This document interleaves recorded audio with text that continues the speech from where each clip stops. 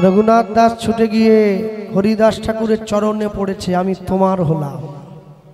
কে পায়ে পড়ে কে? ঠাকুর আমি। কে তুমি? আগে আমার নাম রঘুনাথ। বাহ, তুমি রঘুনাথ? আগে আপনার নাম? আমার নাম হরিদাস। বাহ, এই জগতে কেউ মায়ার দাস, গাড়ি বাড়ির দাস, ছেলে মেয়ের দাস, বিষয় সম্পত্তির দাস, তুমি কিনা হরির দাস। ঠাকুর তুমি যার নাম করলে সেই মানুষটার কাছে আমাকে একটুখানি নিয়ে যাবে? হরিদাস ঠাকুর বলছে, রঘুনাথ এখনো তোমার তার কাছে যাওয়ার মতো সময় হয়নি বাবা, একটু অপেক্ষা করো। আমি একদিনের জন্যেও যদি গৌর ভজন করে থাকি আমি তোমাকে আশীর্বাদ করে যাচ্ছি, যেদিন তোমার কৃপা সম্পূর্ণ হবে আমার মহাপ্রভু তোমাকে তার চরণতলে আশ্রয় দেবে। হরিদাস কৃপা কইলা রঘুনাথের উপরে, রঘুনাথের উপরে, সেই কৃপার কারণ হইল, কারণ হইল চৈতন্য চরণ পাইবারে, চৈতন্য চরণ পাইবারে। যার সৎ গুণে গোসাই রঘুনাথ দাস, রঘুনাথ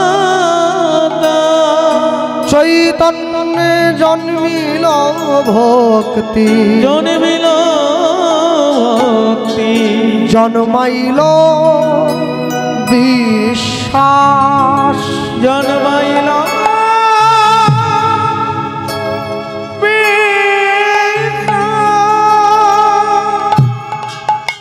সাধু সঙ্গ, সাধু সঙ্গ সর্বশাস্ত্রে কয়,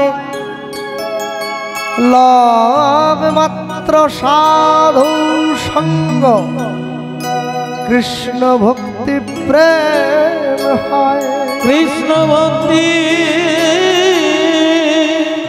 প্রেম হয়।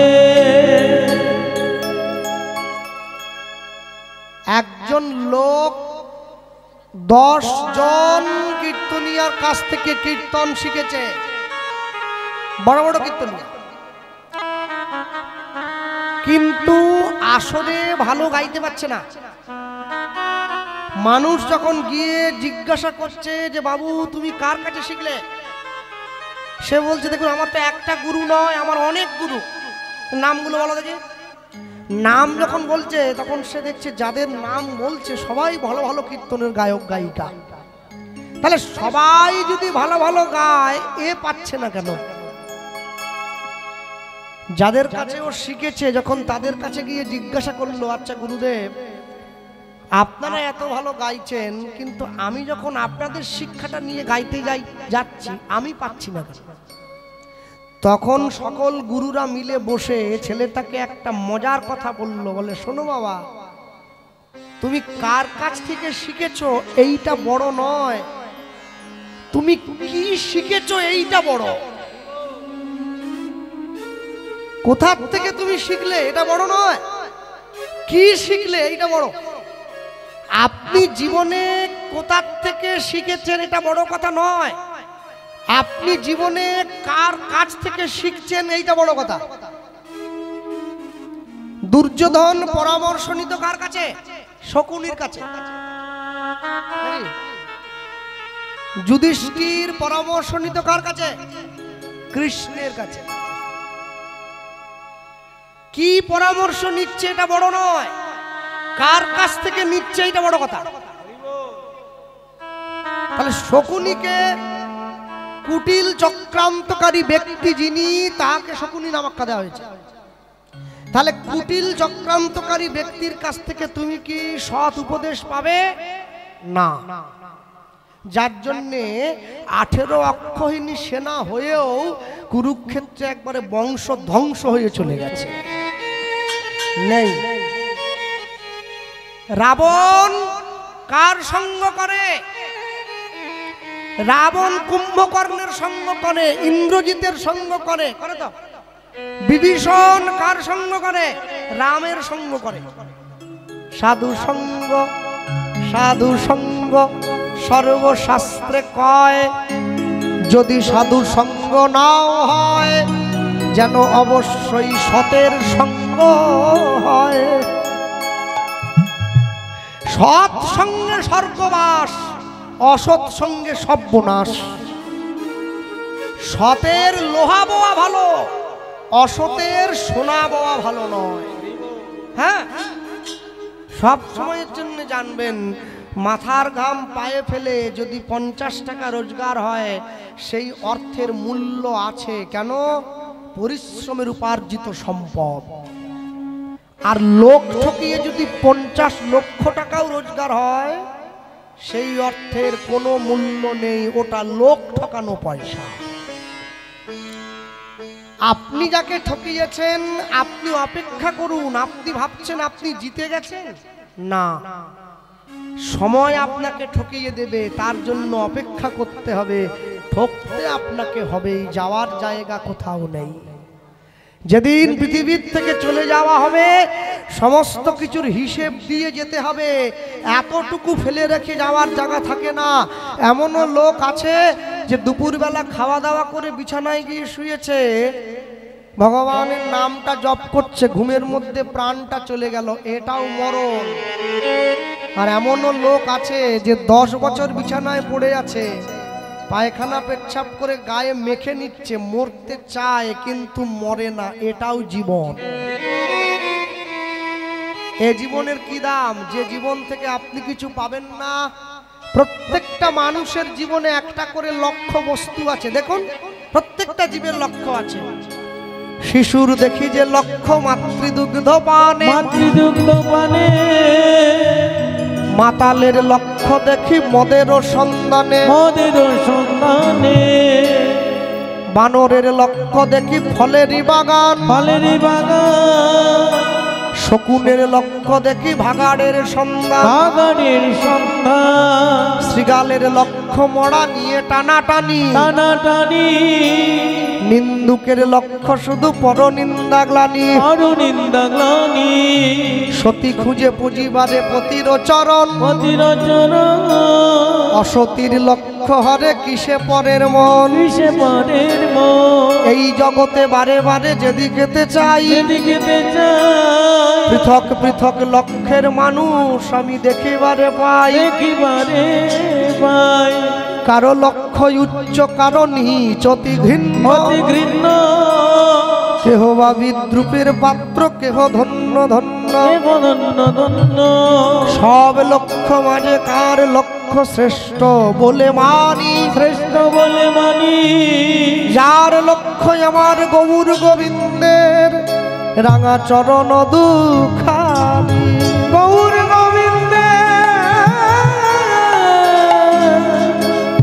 চরণ দুখানি। লক্ষ্য যদি না থাকে, লক্ষ্য বস্তুটা ভেদ হবে কি করে? দ্রোণাচার্য অর্জুনকে বলেছিল, অর্জুন গাছের ডালে পাখিটা আছে, পাখিটার চোখে তীর মারতে হবে, ভালো করে দেখো। কি দেখছো? অর্জুন বলে, গুরুদেব আমি দেখছি একটা গাছ, তাতে একটা ডাল, তার মধ্যে অনেকগুলো পাতা, তার মধ্যে পাখি। বলে লক্ষ্য স্থির হয় নাই, আরো ভালো করে দেখো। বলে গুরুদেব গাছ নেই, শুধু ডাল, তাতে অনেক পাতা, তাতে অনেক পাখি। বলে এখনো স্থির হয়নি, আবার দেখো। বলে গুরুদেব গাছের ডালও নেই, শুধু লতা পাতা, ওর মাঝে একটা পাখি। বলে এখনো হয় নাই, আরো দেখো।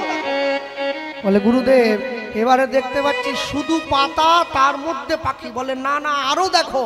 বলে গুরুদেব কোনো লতা পাতা ডালপালা কিচ্ছু নেই, শুধু পাখি। বলে তাও হয় নাই, আবার দেখো।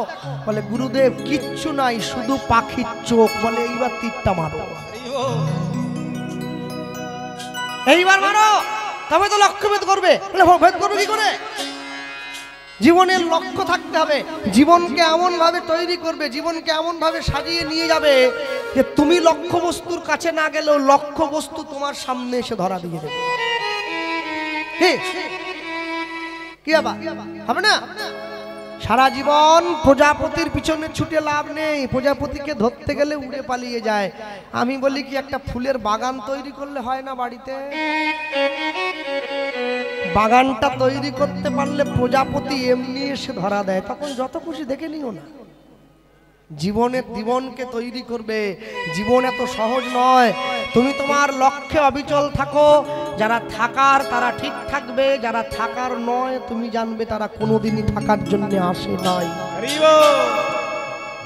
যেদিন থেকে হরিদাস ঠাকুরের কৃপাটা পেয়েছে, মহন্তের স্বভাব হয় তরিতে পামর, নিজ কার্য নাই তবু জানতার ঘর। যেদিন থেকে হরিদাস ঠাকুরের কৃপাটা পেয়ে গেছে, হ্যাঁ, রঘুনাথ দাসের মন একবারে গৌর চরণে চলে গিয়েছে।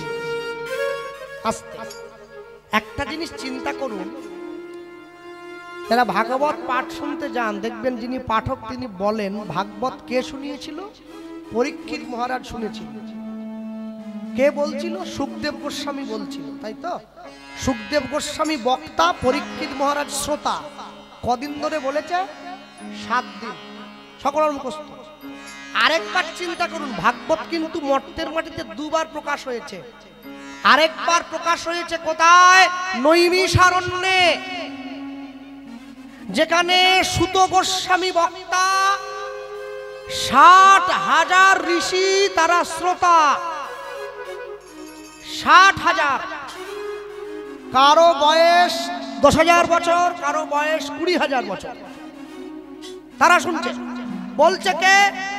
7 বৎসরের ছোট্ট শিশু সুত গোস্বামী পাদ।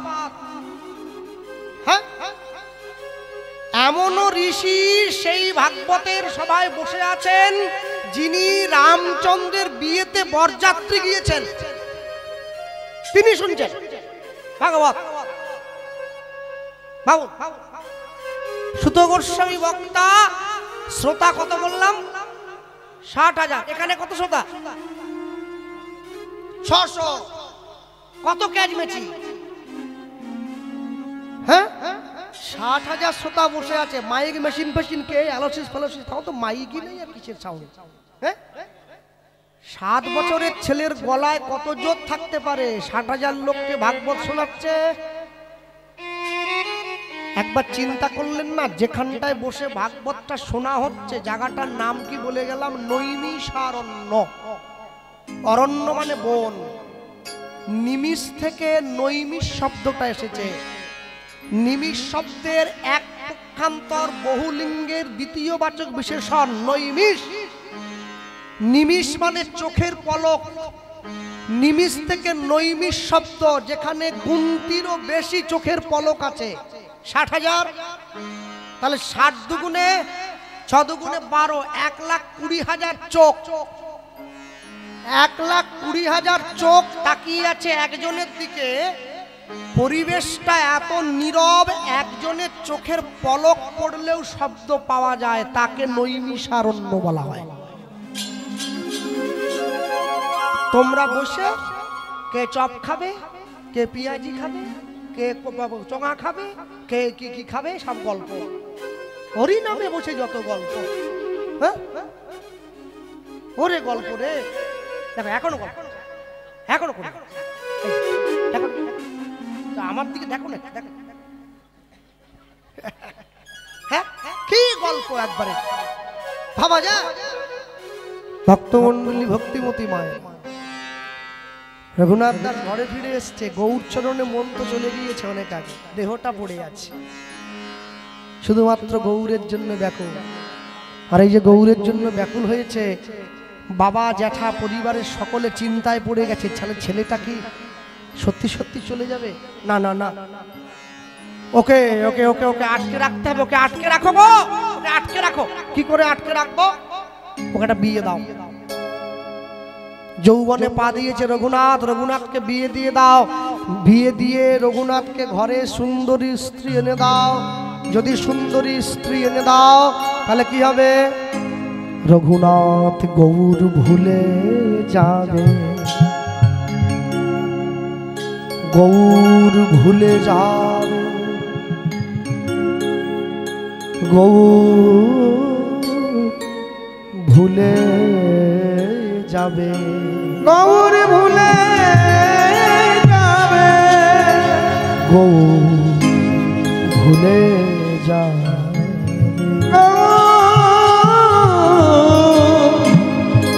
ভুলে যাবে। চারদিকে রঘুনাথের জন্য মেয়ে দেখতে, দেখো দেখো দেখো দেখো, সবাই মিলে খোঁজ করো, রঘুনাথের জন্য উপযুক্ত পাত্রী সন্ধান করো।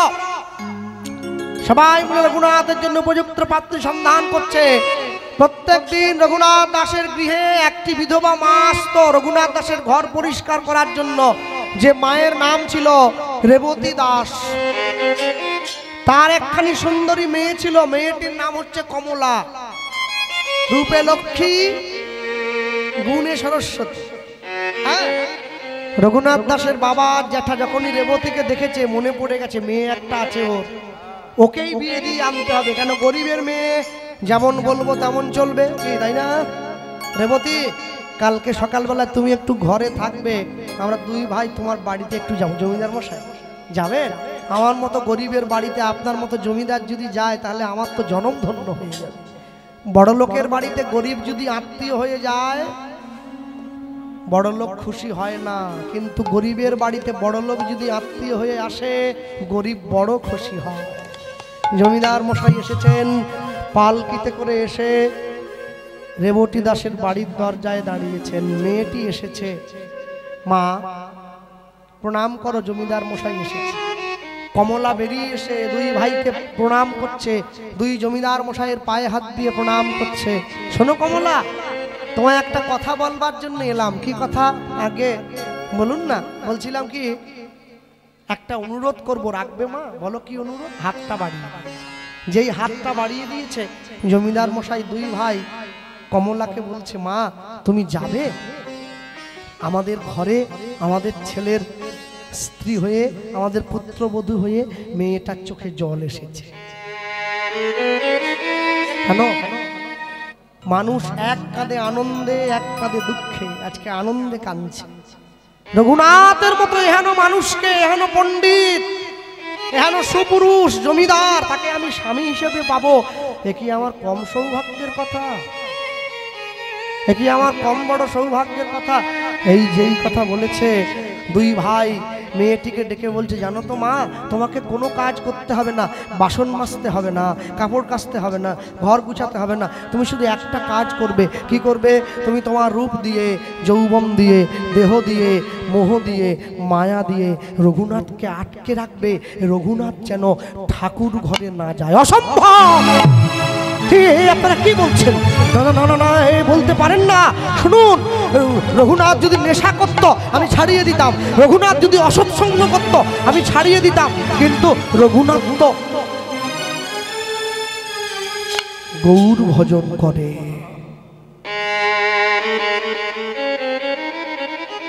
মদের নেশা, বিড়ির নেশা ধরলে কাউকে ছাড়ে, গৌর প্রেমের নেশা কাউকে যদি ধরে তাকে কি রাখা যায় মায়ার সংসারে? মা, তুমি যে কথা দিলে, তুমি যে কথা দিয়েছো, তুমি যাবে আমাদের ঘর। মেয়েটা মনে মনে ভাবছে, আমার স্বামীকে তো আমি বেঁধে রাখতে পারবো না, ও তো গৌর চরণে যাবে। আচ্ছা, আমার স্বামী যদি গৌর চরণে চলে যায় আমি কি পড়ে থাকবো? ও তো আমাকেও নিয়ে যাবে। তাহলে এটাই আমার জীবনের শ্রেষ্ঠ সুযোগ, মহাপ্রভুর চরণ পাওয়া। আমি এখন হ্যাঁ বলে দেই, ঠিক সময়ে আমার স্বামীকে আমি পাঠিয়ে দেব, আর আমিও গৌর চরণে চলে যাব। এই যে মায়েরা বসে আছেন সকলে মনে রাখবেন, যারা বসে রয়েছেন আজকে কীর্তন শুনছেন, ডাক্তার স্বামী, মাস্টারমশাই স্বামী, বড় ব্যবসায়ী স্বামী, অনেক ধন সম্পদ আছে, এরকম স্বামী আপনারা ভগবানকে চান। কিন্তু জানবেন, কৃষ্ণ ভক্ত, গৌর ভক্ত স্বামী যে পেয়েছে সেই মায়ের জনম ধন্য, সেই মায়ের ভাগ্য ধন্য। ছোট প্রাণ, ছোট ব্যথা, ছোট ছোট দুঃখ কথা আছে, কিছু মরম অভিক্লেশ, জুড়ায় মনেরও ব্যথা, পুরায় মনেরও কথা, শেষ হয়ে হইল না শেষ। যার স্বামী তার স্ত্রীর হাত ধরে গৌরচরণে নিয়ে যায় সেই তো স্বামী। হ্যাঁ, বিষ্ণুপ্রিয়া দেবী কি জানতো না মহাপ্রভু থাকবে না? জানতো। এই আলোচনাগুলো আপনাদের এদিকে হয় না, দক্ষিণ 24 পরগনা এই আলোচনা শুনতে চায় না। দক্ষিণ 24 পরগনা কীর্তন মানে জানে যে কিছু কথা হবে, কিছু গান হবে, যদি একটু নাচতে পারে গায়ক তাহলে খুব ভালো হয়। নিচে গেয়ে টেয়ে বাড়ি চলে যাবে। আসল বৈষ্ণবীয় রসের যে কথা, সে কথা মানুষ শুনতে চায় না। আপনাদের এখানে শুধু না, বেশিরভাগ জায়গাতেই মানুষ আগ্রহ প্রকাশ করে না গাইতে গেলে। তবে নদিয়া মুর্শিদাবাদ কিছুটা আগ্রহ প্রকাশ এখনো করে রেখেছে বলে কীর্তনটা বেঁচে আছে। ওরা যেদিন থেকে আগ্রহ হারিয়ে দেবে কীর্তনও শেষ হয়ে যাবে। ওরা না আগ্রহ দেখালে কেউ শুনবে।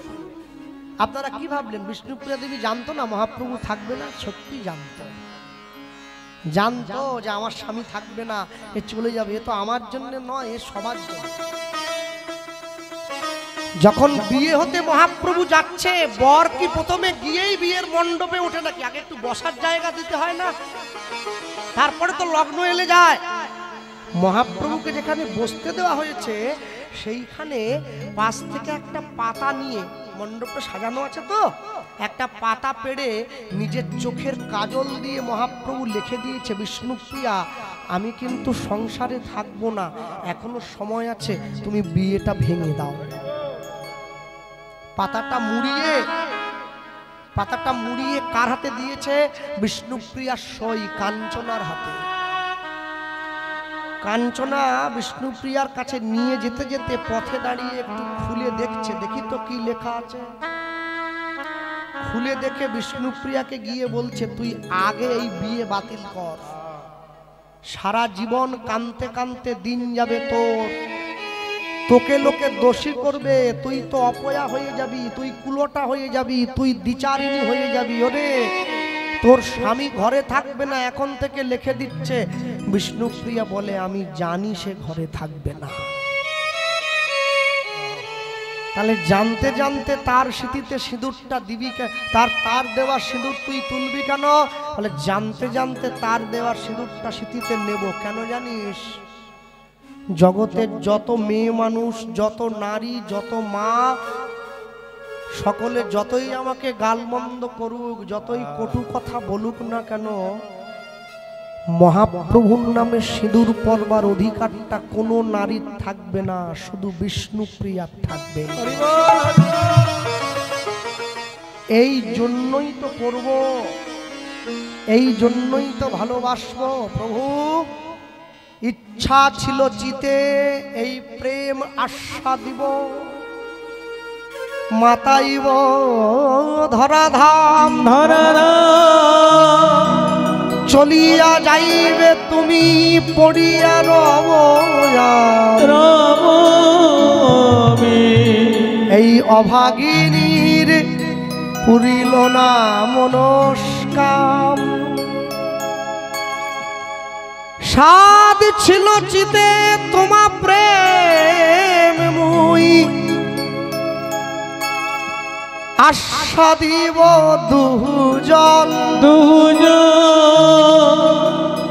কাঁদিতে কাঁদিতে জনম যাইবে, ভবে রহিনু কিছুক্ষণ, ভবে রহিনু কিছু। অভাগিনী প্রায় ঘুরিয়া ঘুরিয়া আমি ডুবিব মরিব গৌর বলিয়া, গৌর বলিয়া প্রাণ মোর রহে দেহ না সহে, যাতনা সহিতে নারিয়া, যাতনা সহিতে নারিয়া। তোমা সাদ সনে মোরা দুজনে এই সংসার সংসারের মাঝে আসি, মাঝে আসি, দুঃখের তরি আমি বইয়া যাইব, হইয়া যাইব। তুমি সুখের আসনে বসি, সুখের আসনে বসি, গলয়ে পাথর কেহ নাই চায়, সকলে কাঁদে হা গৌর বলিয়া, গৌর বলিয়া। বিষ্ণুপ্রিয়া কাঁদে স্থির নাহি বাদে, স্থির নাহি বাদে।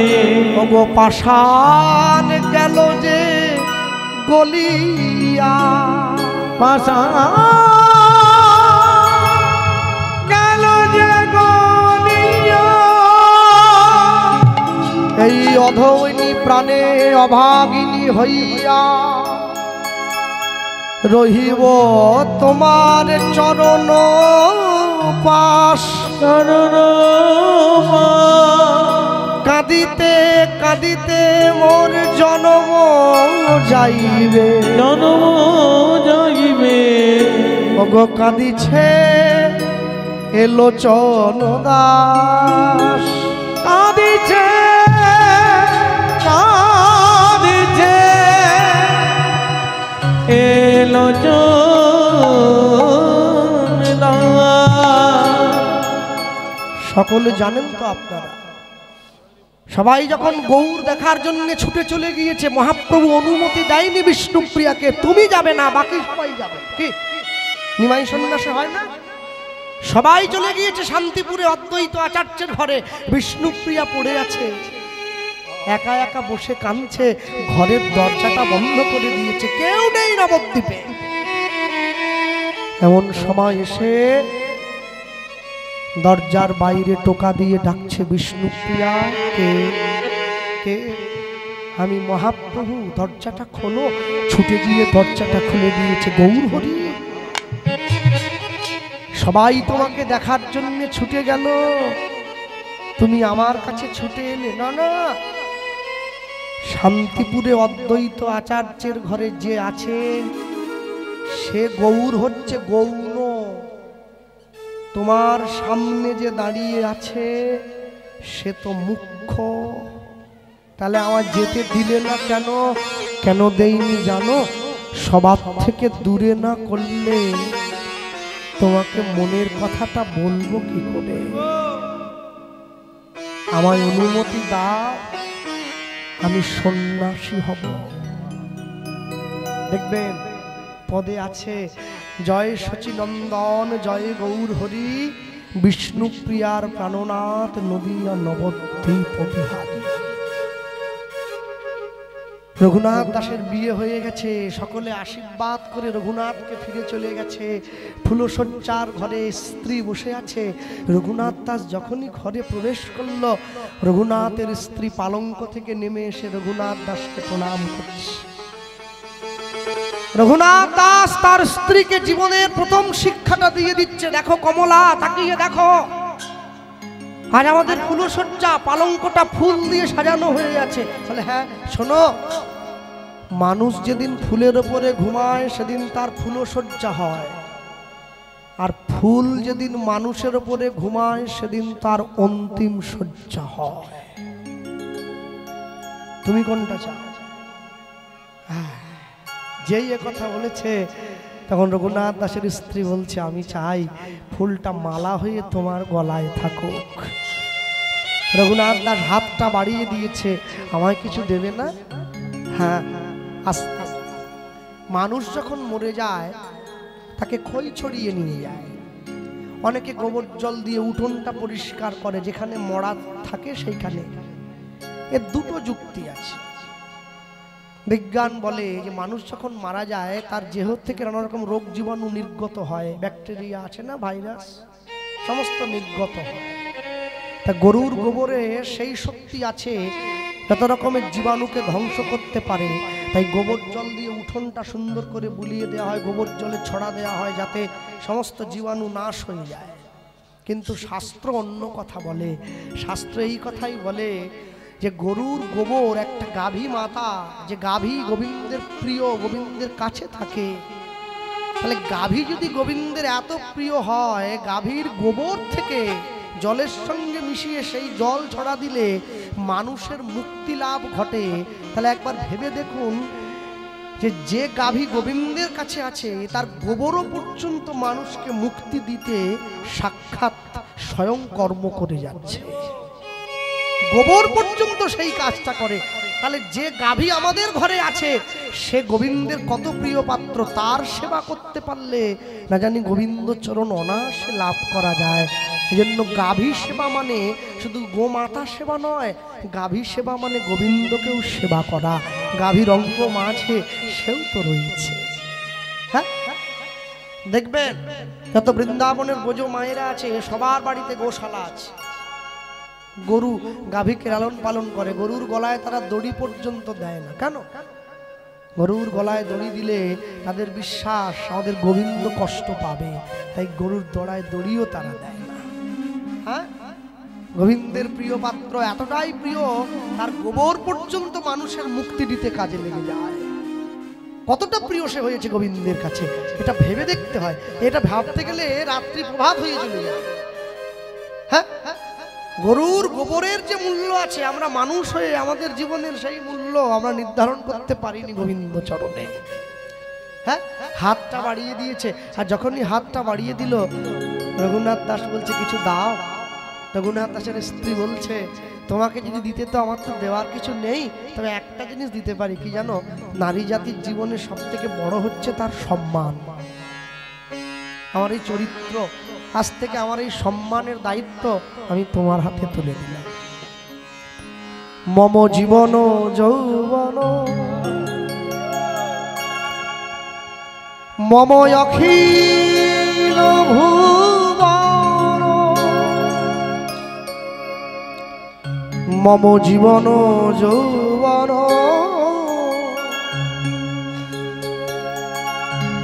মম অখিল ভুবন, তুমি ভরিবে সৌরভে নিশীথে নিশব, তুমি রবে নীরবে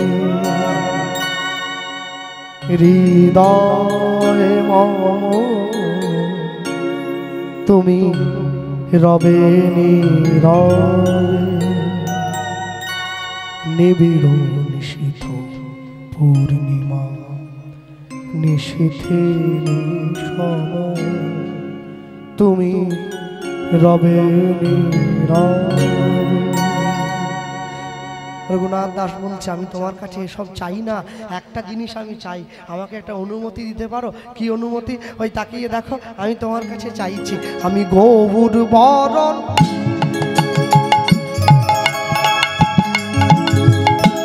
গৌর বরণ করি ধার, গৌর হরি বল,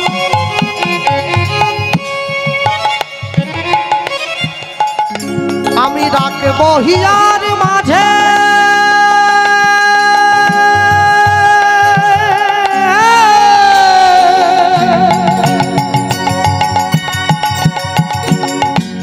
গৌরাঙ্গের ভূষণ পদব,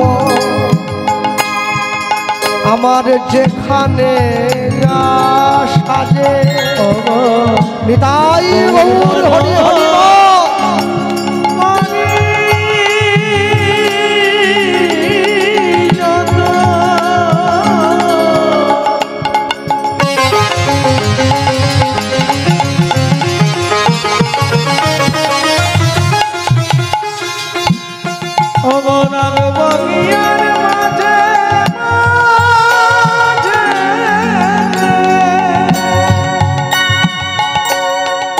গৌরাঙ্গে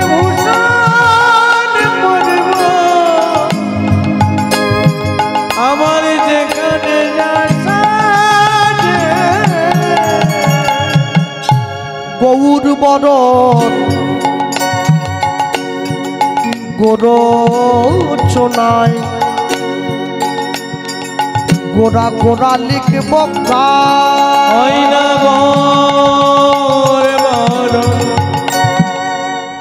সাতী নক্ষত্রে বৃষ্টি হলে সেই বৃষ্টির জল যদি সাপের মাথায় পড়ে তবে মণির সৃষ্টি হয়। সেই বৃষ্টির জল হরিণের নাভিতে পড়লে কস্তুরীর জন্ম হয়। সেই বৃষ্টির জল হাতির মাথায় পড়লে গজমতির সৃষ্টি হয়। সেই বৃষ্টির জল বাঁশের মধ্যে পড়লে বংশলোচনের জন্ম হয়। সেই বৃষ্টির জল যদি গরুর শিঙের মাথায় পড়ে তবে গোরচনার সৃষ্টি হয়। সেই গোরচনা দিয়ে লিখব গৌর বরণ গোরচনায় গোরা গোরা লিখব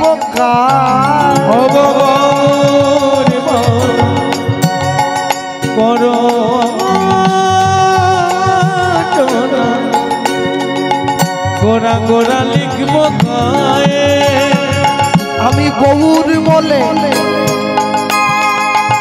আমি গৌর বলে ভেসে যাব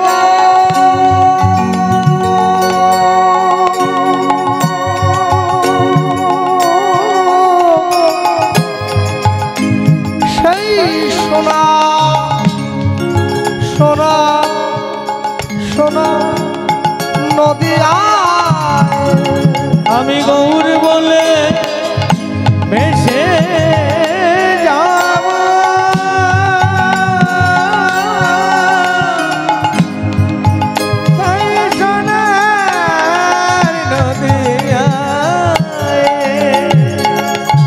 কুলের মূল উপাদিয়া আমি ভাসাইব গঙ্গার জলে অগকুলে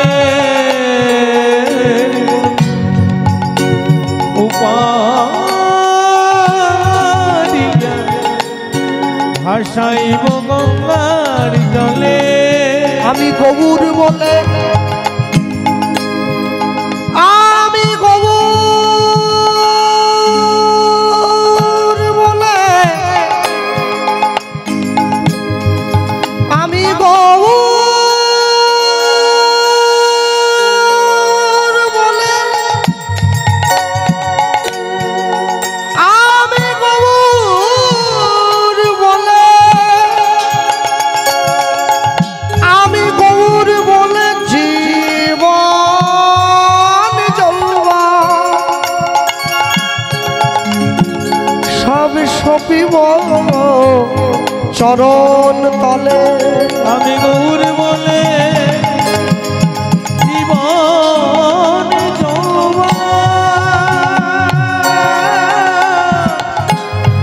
সমর পিব চরণ তলে মনি আমার আর কি আছে আর কি দেব উলুধ্বনি আর কি আছে আর কি দেব তুমি যা দিয়েছ তাই তো দিলাম আমার আর কি আছে আর কি দেব আমি নিলাম নিলাম শরণ নিলাম আমার আর কি আছে আর কি দেব তুমি যা দিয়েছ তাই তো চরণে দিলাম আমার আর কি আছে আর কি দেব গৌর তোমার হলাম বলে আর কি আছে আর কি দেব জন্মে মায় জন্মে জন্মে হরি হরি আর কি আছে আর কি দেব আমার আর কি আছে আর কি বা দেব আমি গৌর বলে জীবন যৌবন সমর্পিব চরণ তলে আমি গৌর বলে জীবন যৌবন সমর্পিব চরণ তলে রঘুনাথ দাসের স্ত্রী দরজাটা খুলে দিয়েছে যাও চলে যাও রাতের অন্ধকারে দরজা খুলে দিয়েছে জগতের মাটিতে বিশ্ব রেকর্ড ফুলশয্যার রাত্রিতে নিজ স্ত্রী দেহ সুখ ভোগের আশা বাদ দিয়ে তার স্বামীকে গৌর চরণে পাঠিয়ে দিচ্ছে এটাই সনাতন ধর্ম এটাই ধর্ম।